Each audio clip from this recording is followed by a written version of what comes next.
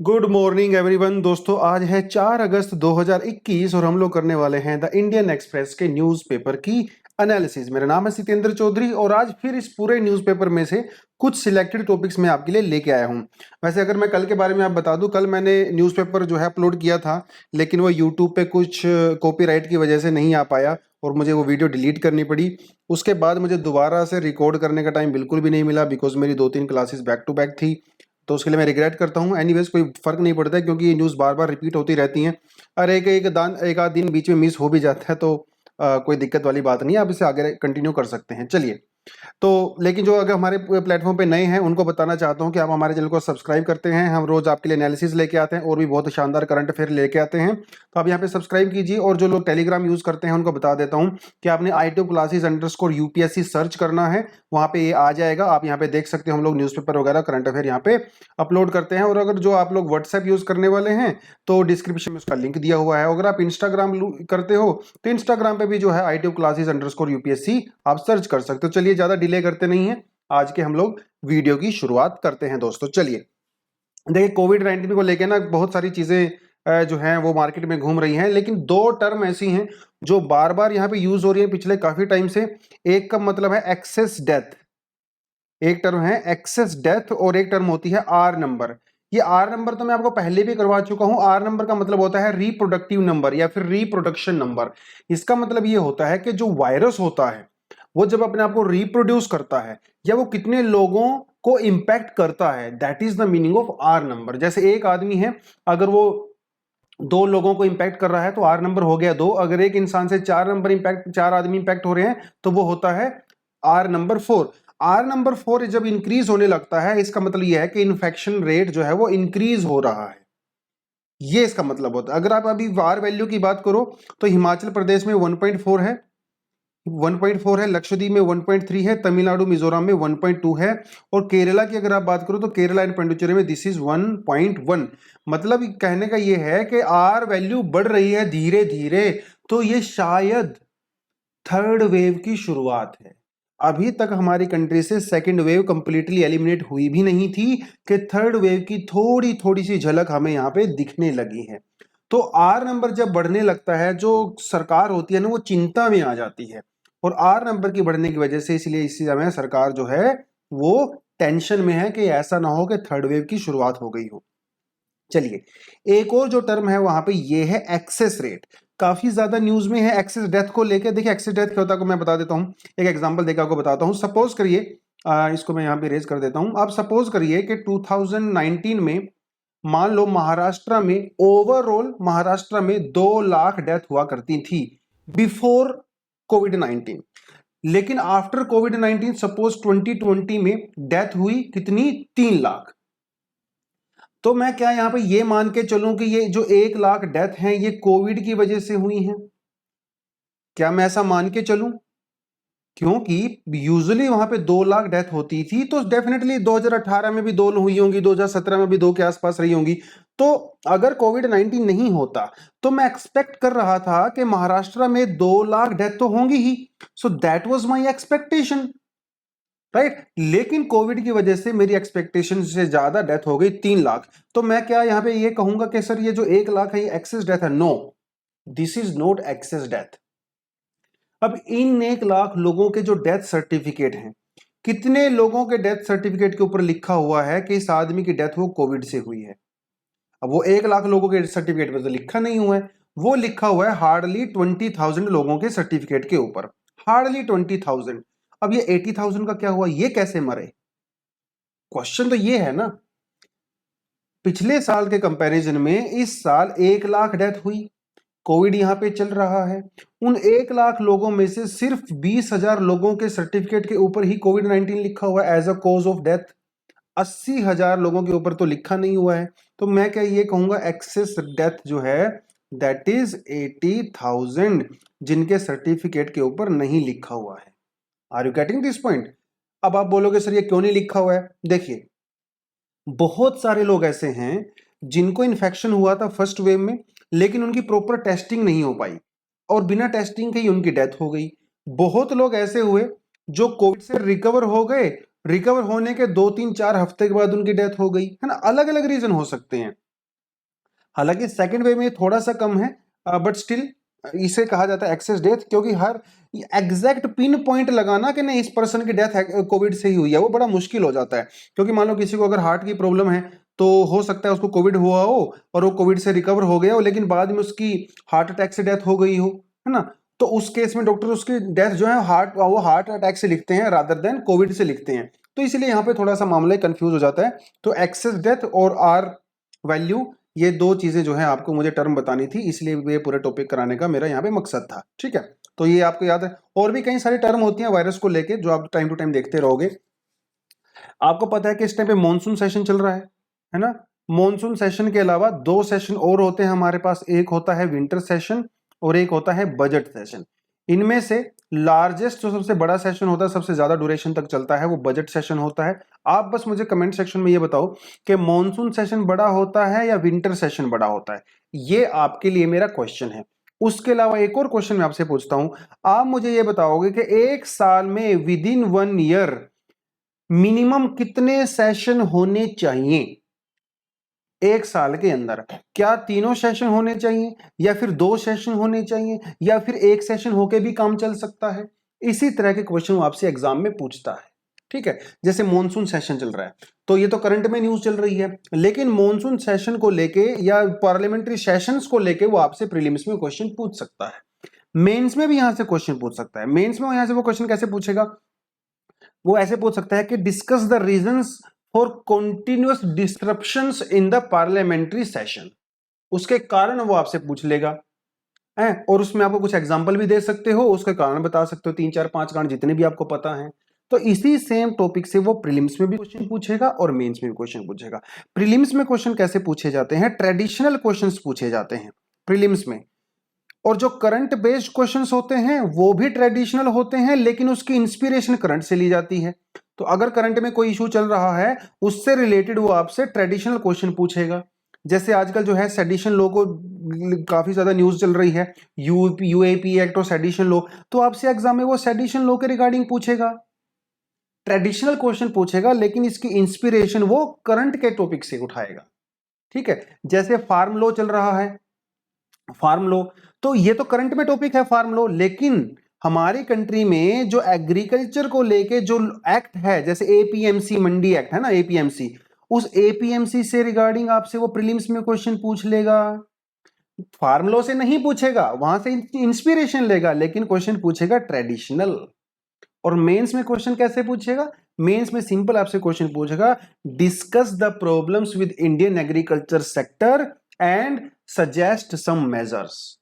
ऐसे वो प्रीलिम्स में और मेंस में आपसे क्वेश्चन पूछता है। कई स्टूडेंट पूछते रहते हैं सर बताया करो क्वेश्चन कहां से कैसे आते हैं, इस तरह से क्वेश्चन जो है वो एग्जाम में आपसे पूछे जाते हैं। ठीक है, तो थोड़ा बहुत मैं इस चीज को भी यहाँ पे अभी कवर करने लगा हूं पिछले कुछ टाइम से। एनीवेज, तो लोकसभा में अभी मॉनसून सेशन में बिल पास किए गए हैं, 2 बिल पास किए गए, बता देता हूं कौन कौन से बिल हैं। एक है एसेंशियल डिफेंस सर्विस बिल 2021 और दूसरा है ट्रिब्यूनल रिफॉर्म्स बिल 2021। ज्यादा डिटेल में जाने की जरूरत नहीं है, बहुत ज्यादा इंपॉर्टेंट नहीं है, बट स्टिल फिर भी थोड़ा सा बता देता हूं। एसेंशियल डिफेंस सर्विसेज, देखिए डिफेंस में एसेंशियल कई सारी सर्विस होती हैं, जैसे जो हमारी जो ऑर्डिनेंस फैक्ट्रीज होती हैं जहां पे वेपन्स वगैरह बनाए जाते हैं, है ना, डिजाइन किए जाते हैं, उसको जो है ऑर्डिनेंस फैक्ट्री बोला जाता है। अब ये एसेंशियल सर्विस होती है, क्योंकि इसके बिना तो डिफेंस हमारा बिल्कुल कमजोर पड़ जाएगा। समझ रहे हो बात को? या फिर मान लो कहीं पे, मान लो चाइना के बॉर्डर वाले एरिया में कोई बटालियन जो है वो सरकार को एस्टेब्लिश करनी है, तो वो भी एसेंशियल सर्विस है। अब इन एसेंशियल सर्विस के अंदर काम तो आपके जैसे मेरे जैसे लोग ही करते हैं ना, तो ये लोग जो हैं कई बार स्ट्राइक पे चले जाते हैं, हड़ताल वगैरह पे चले जाते हैं, छुट्टियों पे चले जाते हैं, विरोध करने लगते हैं, और जब ये लोग विरोध करने लगते हैं तो एसेंशियल सर्विस जो है वो हैम्पर हो जाती है, हमारा डिफेंस सेक्टर कमजोर हो जाता है। तो ये जो essential defence service bill introduce किया गया है ना, इसका यही पर्पज है कि जो भी लोग, जो भी पर्सोनल एसेंशियल सर्विस सेक्टर में काम करते हैं, डिफेंस सेक्टर में, वो लोग स्ट्राइक पे नहीं जा सकते। उनसे स्ट्राइक करने का अधिकार, प्रोटेस्ट करने का अधिकार उनसे छीन लिया गया है। मतलब वो प्रोटेस्ट पे, धरने पे नहीं बैठ सकते कि हम लोग काम नहीं करेंगे, हमारी सैलरी बढ़ाओ।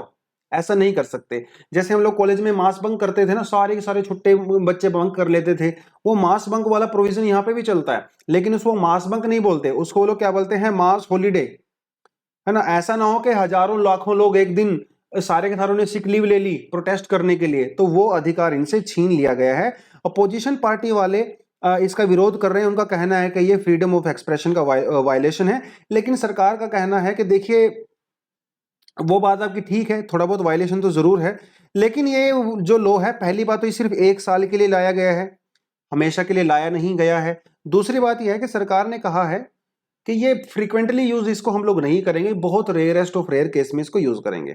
अगला जो लॉ पास हुआ है वो है ट्रिब्यूनल रिफॉर्म्स बिल 2021। देखिए ये बिल क्या कहता है, इंडिया में कई सारे ट्रिब्यूनल हैं, 9-10 ट्रिब्यूनल हैं, फिल्म सर्टिफिकेशन को हो लेके हो, चाहे वो गवर्नमेंट जॉब्स को लेके हो, चाहे वो फाइनेंशियल सर्विसेज को लेके हो, इन ट्रिब्यूनल के पास बहुत सारे केस वो पेंडिंग पड़े हुए हैं।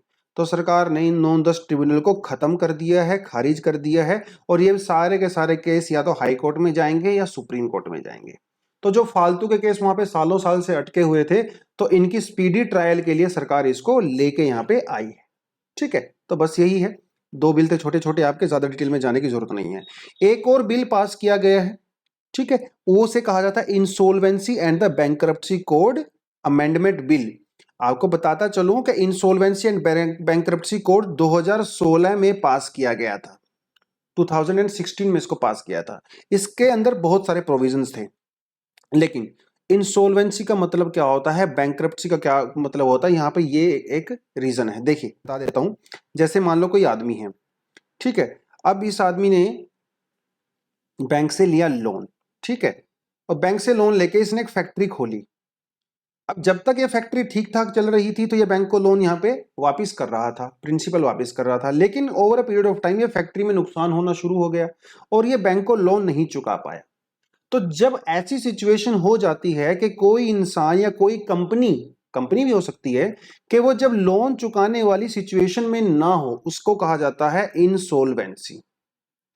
ठीक है, इंसॉल्वेंसी। और इंसॉल्वेंसी से अगली स्टेज होती है बैंक्रप्सी। जब यह इंसान बैंक को लोन चुकाने के लिए अपनी फैक्ट्री को बेचने पर मजबूर हो जाता है।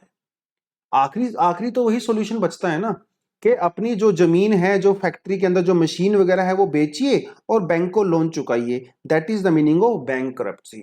तो insolvency is a situation where a person or a company is not available to repay loan or principal to the bank, or bankruptcy is that situation when that person or company must sell the assets of the company and repay loan to the bank।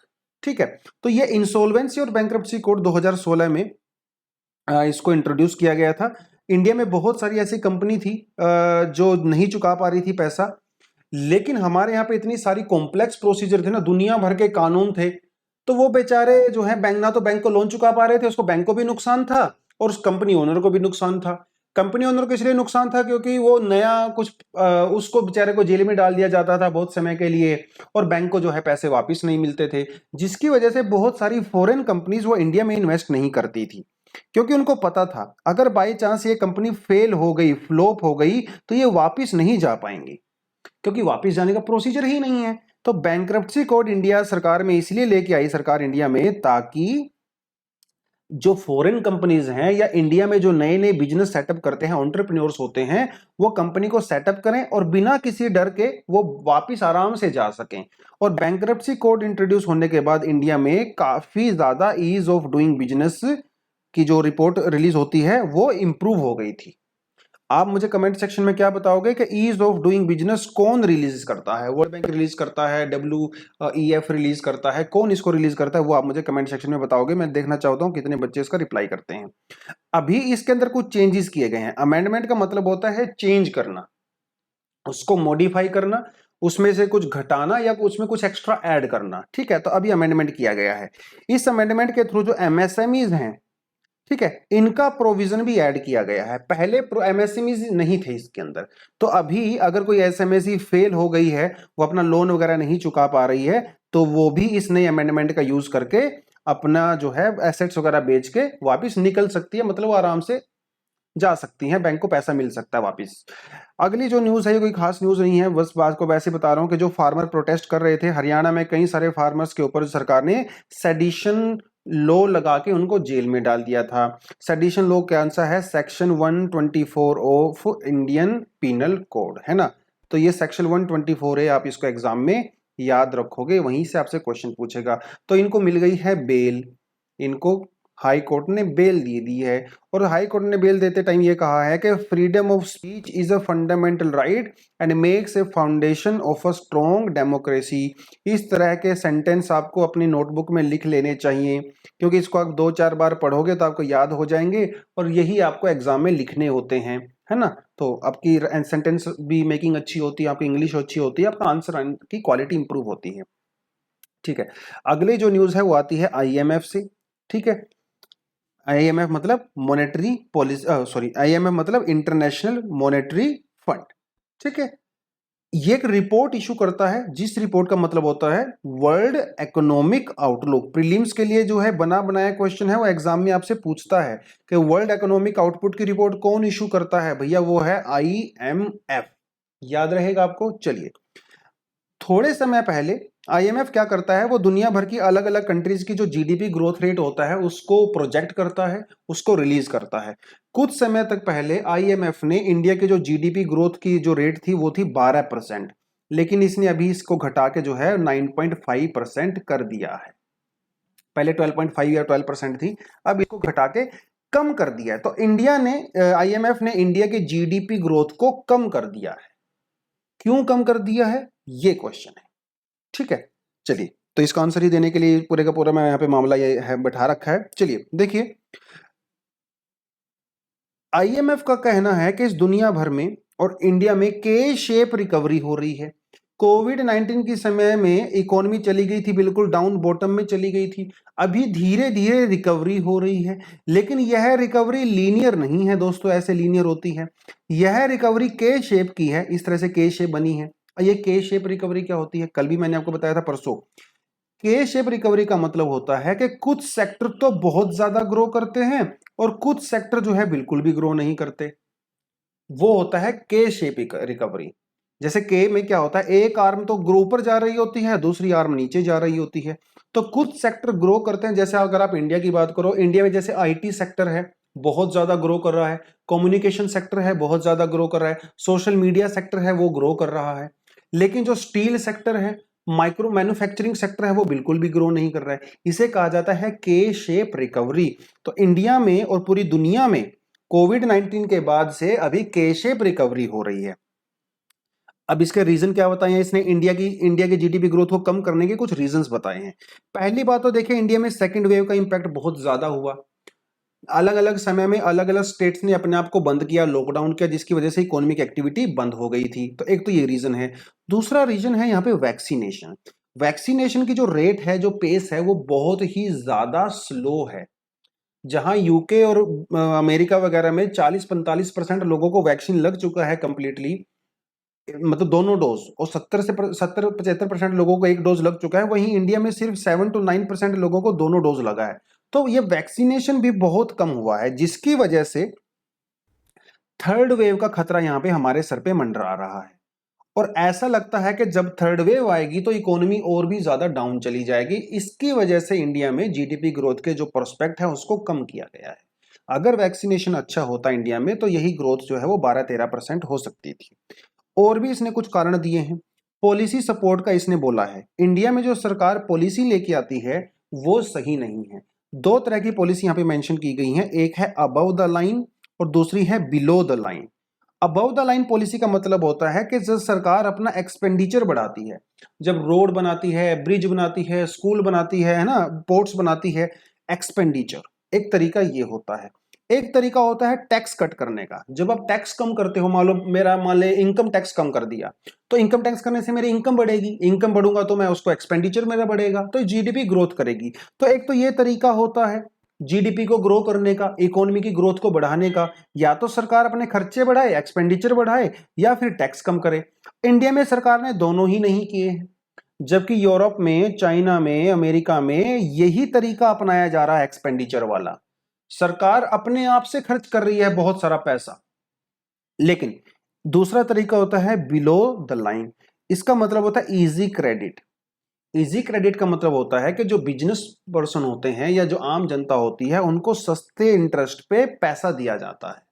एक ये तरीका होता है। India में ये second तरीके को follow किया गया है, जबकि जो इकोनॉमिस्ट लोग हैं, जो अर्थशास्त्री लोग हैं, उनका कहना है कि ये एक्सपेंडिचर वाला मेथड सबसे बेस्ट होता है। तो इंडिया ने इस मेथड को इंप्लीमेंट नहीं किया है, which is a matter of concern, and that is why IMF has reduced the projection for India's GDP. तो ये बड़ी बैड चॉइस है। क्यों ली गई है सरकार, इसके बारे में अभी खुल के नहीं बता रही है एनीवेज। उसके अलावा आरबीआई भी हमारे यहाँ पे काफी इंपॉर्टेंट रोल प्ले करती है। आरबीआई जो है वो मॉनेटरी पॉलिसी को रेगुलेट करती है इंडिया में। मॉनेटरी पॉलिसी का मतलब होता है मनी सप्लाई। ठीक है, मार्केट में कितना पैसा आएगा जाएगा वो सब कुछ सबको बोलते हैं मॉनेटरी सप्लाई। और मॉनेटरी सप्लाई के लिए बैंक आरबीआई के पास कई सारे टूल होते हैं, जैसे repo rate, reverse repo rate, bank rate, है ना, दुनिया भर के तरीके होते हैं। आरबीआई का जो प्राइमरी काम होता है, जो मेन फंक्शन होता है, वो होता है इन्फ्लेशन को कंट्रोल करना। समझ रहे हो, इन्फ्लेशन को कंट्रोल करना। ग्रोथ वो सरकार का काम है, वो आरबीआई का प्राइमरी काम नहीं है। कानून के तहत आरबीआई का काम होता है इन्फ्लेशन को टारगेट करना और ये इंश्योर करना कि इन्फ्लेशन एक लेवल से ज्यादा ना जाए। ग्रोथ का काम होता है सरकार का, ना कि आरबीआई का। तो आरबीआई बेचारी अभी डायलेमा में है, असमंजस में है कि वो क्या करे, वो इन्फ्लेशन पे फोकस करे या ग्रोथ पे फोकस करे। अगर वो इन्फ्लेशन को कम करती है तो ग्रोथ भी कम हो जाती है, और अगर ग्रोथ पे फोकस करती है तो इन्फ्लेशन भी ज्यादा हो जाती है। तो एक तरफ कुआं है, एक तरफ खाई है। अभी आरबीआई के सामने समस्या है। अभी आपको पता है कि एमपीसी की मीटिंग भी हुई थी और कल मतलब 5 अगस्त को इसकी रिपोर्ट आने वाली है, जिसमें यह देखना रहेगा कि ये क्या डिसीजन लेती है आरबीआई। आरबीआई इन्फ्लेशन पे फोकस करेगी या आरबीआई ग्रोथ पे फोकस करेगी। तो हो सकता है कल ये न्यूज आएगी, कल या परसों वाले न्यूज़पेपर में इसको हम लोग डिस्कशन दोबारा से कर सकते हैं। ठीक है, तो ये न्यूज थी। अगला रहता है हमारा एडिटोरियल वाला पोर्शन। एडिटोरियल वाले पोर्शन में आपको यहां से करवाऊंगा। ठीक है, ये बात करता है नेशनल न्यू एजुकेशन पॉलिसी के बारे में बात करता है। देखिए, सरकार 2020 में न्यू एजुकेशन पॉलिसी लेके आई थी, राइट। लेकिन एजुकेशन पॉलिसी आते ही यार वायरस आ गया, तो इसको प्रॉपर तरीके से इंप्लीमेंट नहीं कर पाए। नेशनल एजुकेशन पॉलिसी के अंदर बहुत सारी शानदार बातें लिखी हुई हैं, जैसे 2030 तक जो है एनरोलमेंट रेट को 100% करना है, 12 साल की जो स्कूलिंग के ऊपर फोकस करना है, उससे पहले 3 साल बच्चों को आंगनवाड़ी में लेके जाना है ना। टीचिंग अप टू 5 जो है 5वीं कक्षा तक, 5वीं क्लास तक बच्चों को जो है मदर टंग में इंस्ट्रक्शंस देनी है ना। हायर एजुकेशन में जो एनरोलमेंट है वो 50% बढ़ाना है 2035 तक। सब्जेक्ट की फ्लेक्सिबिलिटी रखनी है। मल्टीपल एंट्री और एग्जिट होंगे, मतलब आप किसी भी समय स्कूल छोड़ सकते हो, कॉलेज छोड़ सकते हो, आपको सर्टिफिकेट मिल जाएगा। जैसे मान लो 4 साल के ग्रेजुएशन की बात की गई है, अगर आप 2 साल में भी अपनी ग्रेजुएशन छोड़ देते हो तो आपको 2 साल का सर्टिफिकेट मिलेगा। जब आपका मन करे 2 साल, 5 साल, 10 साल बाद आके आप अपने बचे हुए 2 साल कंप्लीट कर सकते हो, जैसा फॉरेन कंट्रीज में होता है ना। इस तरह की अच्छी अच्छी चीजें यहाँ पे इंक्लूड की गई थी। लेकिन इन सारी की सारी चीजों को इंप्लीमेंट करने का समय ही नहीं मिला। क्यों नहीं समय मिला? क्योंकि कोविड की वजह से सब कुछ बंद हो गया। तो पहली बात तो ये। लेकिन एक तो बेनिफिट हुआ कि कोविड की वजह से जो हमारी कंट्री में जो स्टेट हैं या सेंटर हैं अवेयर हो गए हैं, पहली बात। लेकिन देखिए, मैंने इस एडिटोरियल में क्या किया, प्रॉब्लम्स को और सॉल्यूशंस को अलग अलग फाइंड आउट कर लिया है फ्रॉम दिस एडिटोरियल, ताकि आपको मेहनत ना लगे। देखिए, प्रॉब्लम क्या है। प्रॉब्लम ये है कि हम लोग स्कूल को और हायर एजुकेशन को इक्वेट कर रहे हैं। भैया, स्कूल में छोटे बच्चे होते हैं, उनकी जरूरतें अलग होती हैं। हायर एजुकेशन में बच्चा मैच्योर होता है। तो सबसे बड़ी समस्या हम यहाँ हमारे यहाँ पे ये है अभी के समय में, पास्ट में भी रही है लेकिन कम थी, पेंडेमिक के समय में अलग हो गई है। जिस तरह से हम स्कूल के बच्चों को ट्रीट कर रहे हैं उसी तरह से हम लोग हायर एजुकेशन वाले बच्चों को भी ट्रीट कर रहे हैं, जो कि सही नहीं है। स्कूल के बच्चों की रिक्वायरमेंट अलग होती है, इसलिए जल्दी से जल्दी स्कूल ओपन करे किए जाने चाहिए। कॉलेज आप ओपन ना करो तो भी चलेगा, लेकिन स्कूल को ओपन करने की कोशिश जल्दी से जल्दी सरकार को करनी चाहिए। ठीक है, क्योंकि स्कूल के बच्चों की नीड जो है वो नीड्स जो है वो स्पेशल नीड्स होती हैं, जिनको ध्यान में रखा जाना चाहिए। उसके अलावा क्या हुआ, कॉलेज जो है, स्कूल बंद होने से बच्चों का जो है वो टच छूट गया पढ़ाई से। है ना। इसीलिए बहुत सारे बच्चों की जो रीडिंग कैपेसिटी है और जो स्पीकिंग स्किल है वो काफी कमजोर हो गए हैं। इसके बारे में मैंने आपको पहले भी बताया था कि 80% बच्चे अपना जो सेकेंडरी लैंग्वेज का जो लर्निंग स्किल था, स्पीकिंग स्किल था, उसको खो चुके हैं। क्योंकि जब आप स्कूल में जाते हो तो उस भाषा में बात करते हो, आप नई नई चीजें सीखते हो, टीचर से बात करते हो, अपने दोस्तों से बात करते हो सब्जेक्ट के बारे में, वहां पे रेगुलरली एग्जाम्स होते हैं, तो तरीका अलग है। ऑनलाइन में वो सब नहीं हो पाता है ना। तो यहाँ पे ये समस्या है। एक और समस्या जो यहाँ पे सबसे बड़ी है वो है डिजिटल डिवाइड की। अब ऑनलाइन क्लासेस तो आपने शुरू कर दी, लेकिन रूरल और अर्बन एरियाज में बहुत ज्यादा डिफरेंस है। रूरल एरिया में नेटवर्क ही नहीं है। अब ये नेटवर्क नहीं होगा तो आप क्लास कैसे करोगे, जबकि अर्बन एरिया में तो खूब नेटवर्क है। तो पहले से ही जो समस्याएं थी रूरल और अर्बन एरिया में, अभी वो और ज्यादा बढ़ गई हैं। उसके अलावा रिच और पुअर, इनके बीच में गैप है। गरीब गरीब आदमी के पास तो मोबाइल फोन ही नहीं है। मोबाइल फोन है तो वो छोटे वाला मोबाइल फोन है, दूसरे वाला मल्टीमीडिया में तो नहीं है, उसमें इंटरनेट की एक्सेस नहीं है। अगर है तो घर में सिर्फ एक है। अब उस एक मोबाइल फोन को कौन कौन चलाएगा? बच्चे चलाएंगे, मम्मी चलाएंगी, पापा चलाएंगे, बड़े भैया चलाएंगे, ये भी समस्या है। रिच आदमी के पास दो दो तीन तीन चार चार मोबाइल फोन है ना। तो ये भी यहाँ पे बड़ी समस्या है। 90% जो है गरीब आदमी के पास मोबाइल डिवाइस नहीं है, जिसमें स्मार्टफोन होता है, स्मार्टफोन मोबाइल डिवाइस नहीं है। तो यहाँ पे ये बड़ी प्रॉब्लम है। Lack of learn training. अब टीचर्स हैं, अब पहले जो टीचर क्लासरूम में जाके पढ़ाते थे, अभी उनको ऑनलाइन पढ़ाना पड़ रहा है। ऑनलाइन इनके पास प्रॉपर ट्रेनिंग नहीं है, कैसे जूम ऐप यूज करनी है, कैसे प्लेटफॉर्म यूज करना है, कैसे वीडियो रिकॉर्ड करनी है, वो सारी की सारी समस्याएं हैं। और कई सारे एग्जाम्पल हमें देखने को भी मिलते हैं जब ऑनलाइन टीचर को बेचारों को प्रॉब्लम होती है। कोई भी बच्चा क्लास में कुछ भी बोल देता है, कुछ भी लिख देता है, अलग अलग जो है वहां पे जो है गंदी गंदी फिल्में और सॉन्ग चला देते हैं लोग, क्योंकि इनको ट्रेनिंग ही नहीं है कैसे हैंडल करना है, कैसे प्लेटफॉर्म को टेक्नोलॉजिकली एडवांस होना है ना। वो सारी की सारी समस्या है। टेक्नोलॉजिकल चेंजेस जल्दी से जल्दी हो रहे हैं, रोज नई नई ऐप इंट्रोड्यूस हो रही हैं, पता ही नहीं चल रहा है कौन सी ऐप कहाँ कैसे यूज करनी है ना। डेमोग्राफिक चेंज हो रही है, मतलब जैसे जो माइग्रेंट लेबर हैं वो पहले काम करते थे कहीं और, पेंडेमिक में भी अपने वो कहीं और चले गए, तो डेमोग्राफी चेंज हो गया, पॉपुलेशन का जो बैलेंस था वो भी चेंज हो गया, है ना। ये सारे के सारे समस्याएं हैं। अब इनका सोल्यूशन क्या हो सकता है? सोल्यूशन ये हो सकता है, एक तो आप टीचर्स को प्रॉपर इक्विप कीजिए, उनको इक्विपमेंट दीजिए, उनको लैपटॉप वगैरह दीजिए। सिर्फ लैपटॉप देने से ही काम नहीं चलेगा, आप उनको प्रॉपर ट्रेनिंग भी दीजिए कि कैसे चलाना है इसको। समझ रहे हो बात? आप क्लास में स्मार्ट बोर्ड से इंट्रोड्यूस कीजिए। वो पहले की तरह जो चौक लिख के साथ लिखते थे ना बोर्ड पे, वो पुराना हो गया है। आप स्मार्ट बोर्ड यूज कीजिए, क्योंकि स्मार्ट बोर्ड में टीचर एनिमेशन भी यूज कर सकता है, पिक्चर्स यूज कर सकता है, वीडियो यूज कर सकता है, तो क्लास ज्यादा एंगेजिंग हो सकती है, बच्चे और फास्ट सीख सकते हैं। और इंश्योर कीजिए कि इंटरनेट एक्सेस भी हो, क्योंकि इंटरनेट एक्सेस नहीं होगी तो फिर कोई मतलब नहीं है स्मार्टफोन का, स्मार्ट बोर्ड का, है ना। वो सारी की सारी चीजें हैं।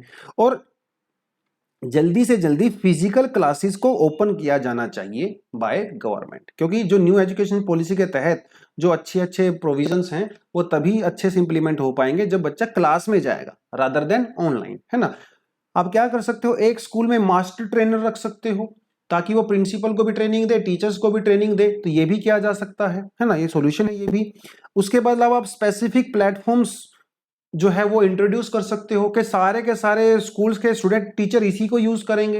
एक मेजर प्लेटफॉर्म लेके आइए। अभी कोई टीचर बेचारा यूट्यूब पे पढ़ा रहा है, कोई जूम ऐप पे पढ़ा रहा है, कोई माइक्रोसॉफ्ट पे पढ़ा रहा है, अलग अलग प्लेटफॉर्म यूज हो रहे हैं, सबका इंटरफेस अलग अलग है। तो सरकार को चाहिए कि एक स्पेसिफिक प्लेटफॉर्म लॉन्च करे और दुनिया हमारे कंट्री के सारे टीचर्स उसी प्लेटफॉर्म पे पढ़ाएं, है ना। तो ये एक बहुत शानदार सॉल्यूशन हो सकता है, इससे यूनिफॉर्मिटी आएगी। उसके अलावा नई रिसर्च करने की जरूरत है, इवैल्यूएशन करने की जरूरत है, और प्रॉपर डॉक्यूमेंटेशन करने की जरूरत है, ताकि फ्यूचर में जो भी सिचुएशन हो उसको हम लोग इजीली हैंडल यहाँ पे कर सकें। उसके अलावा हम लोग रोज क्या करते हैं, इंग्लिश वोकैबुलरी करते हैं। आज भी आपके लिए मैं एक वर्ड लेके आया हूँ। पहला वर्ड है रिमार्केबल। सबको इसका मतलब पता है, सबको पता है, 100% लोगों को इसका मतलब पता है, मुझे ये भी पता है, लेकिन 99% लोग इसको अपनी राइटिंग में और स्पीकिंग में यूज नहीं करते हैं, ये भी मुझे पता है, इसीलिए आपको यह बताना जरूरी था। रिमार्केबल का मतलब होता है सम एफर्ट और something which is worthy of being, मतलब जो प्रेज वर्दी होता है, उल्लेखनीय जिसको बोलते हैं। जैसे national education policy marked remarkable progress in the area of education and learning. अभूतपूर्व उल्लेखनीय काम किया है नेशनल एजुकेशन पॉलिसी ने in the area of education and learning. And if national education policy is implemented properly, it will definitely change Indian education system। अगर properly implement इसको करेंगे तो ठीक है। तो रिमार्केबल एक वर्ड आप अपनी नोटबुक में लिख लीजिए, रिमार्केबल प्रोग्रेस ये वर्ड लिख लीजिए, ठीक है। तो इसको अपने एग्जाम में ऐसे कैसे मेंशन कर देना। अगला जो नया वर्ड है वो आपके लिए वो है ग्रैपल।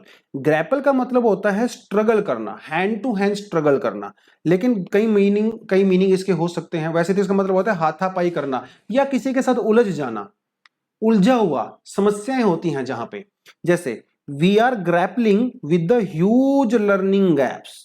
इंडिया में जो रूरल अर्बन एरिया में, जो रिच और पुअर के बीच में जो लर्निंग गैप है, our education system is grappling with that, मतलब उसके साथ उलझा हुआ है, उसके साथ प्रॉब्लम्स हैं इंडिया की। That is why we need to address this problem and get away with this problem of grappling Indian education system with the learning gaps, ठीक है। तो ये ग्रैपलिंग वर्ड आपको पता होना चाहिए। अगला वर्ड है वो है एम्ड। ये पहले मैं आपको करवा चुका हूं पिछली किसी क्लास में, इसीलिए मैंने इसका मीनिंग यहां पे नहीं लिखा है। आप मुझे इसका मीनिंग खुद बताओगे कमेंट सेक्शन में, what is the meaning of this, क्योंकि मैं ये करवा चुका हूं पहले। देखिए, technological advancement and embedding of social media platform. अभी आप इसका मतलब समझ गए होंगे, लेकिन फिर भी मैं आपको चाहता हूं कमेंट सेक्शन में इसका मतलब बताएं। अगर आपको नहीं पता है तो वो भी बताएं, सर मुझे नहीं पता, ताकि कल जो क्लास होगी मैं वहां पे इसका मीनिंग आपको बता दूंगा, ठीक है। अगला जो वर्ड है that is imperative. Imperative, imperative का मतलब होता है something which can not be avoided, अनिवार्य, कंपल्सरी, ठीक है। Which is imperative, very vital, बहुत वाइटल होता है, क्रिटिकल होता है, जिसको आप अवॉइड नहीं कर सकते हो। जैसे इट इज इंपरेटिव, ये अनिवार्य है, बहुत जरूरी है, दैट के वी ले emphasis on vaccination of young and old, कि ताकि जल्दी से जल्दी यंग लोगों को और ओल्ड लोगों को वैक्सीनेट कर सकें। इट इज इंपरेटिव, ये बहुत जरूरी है, क्योंकि सबसे ज्यादा रिस्क जो है वो ओल्ड लोगों को ही है, तो इनको वैक्सीनेट करना जरूरी है। ओल्ड लोगों का मतलब ये भी हो सकता है कि जो 30 प्लस या 45 प्लस होते हैं, क्योंकि जब ये लोग वैक्सीनेट होंगे तभी तो स्कूल खुलेंगे, है ना। It is imperative. तो बस यही है आज के 4 वर्ड, जिसमें से एक वर्ड ऑलरेडी मैं आपको करवा चुका हूं प्रीवियस क्लास में। देखिए, यही वर्ड बार बार रिपीट होते रहते हैं एडिटोरियल्स में, जैसे aimed word, grapple, remarkable, imperative. अगर एक बार इस तरह के 500 से 1000 वर्ड आपके याद हो गए ना, तो उसके बाद कोई समस्या ही नहीं है भाई। आप कोई मैगजीन उठाओ, न्यूज़पेपर पढ़िए, कोई बुक पढ़िए, इनसे बाहर आपको वर्ड मिलेंगे ही नहीं। 500 to 1000 वर्ड्स। और अगर हम लोग रोज 3 वर्ड आपको कराते हैं, तो आप ये समझ के चलिए कि अगले 6 महीने से 1 साल तक के बीच में आपको इतने वर्ड याद हो जाएंगे। कोई न्यूज़पेपर, कोई मैगजीन, कोई एडवांस बुक आपसे, आप उसको समझ सकते हो इजीली, लेकिन उसके लिए आपको सीरियस होना पड़ेगा, है ना। और सीरियस होने के लिए आपको रोज एनालिसिस देखनी पड़ेगी, और वो भी पूरी देखनी पड़ेगी। इसलिए मैं रोज बोलता हूँ एनालिसिस देखो तो पूरा देखो, अदरवाइज तो छोड़ दो, कोई मतलब नहीं है, फिर आपका भी टाइम वेस्ट होता है, मेरा भी टाइम वेस्ट होता है। पूरा देखा करो, थोड़े थोड़ा अलग अलग पार्ट्स में देख लिया करो, दैट इज देयर। तो चलिए ठीक है, आज के लिए इतना ही, एंड करते हैं यहीं पे। Thank you very much, all the best and जय हिंद।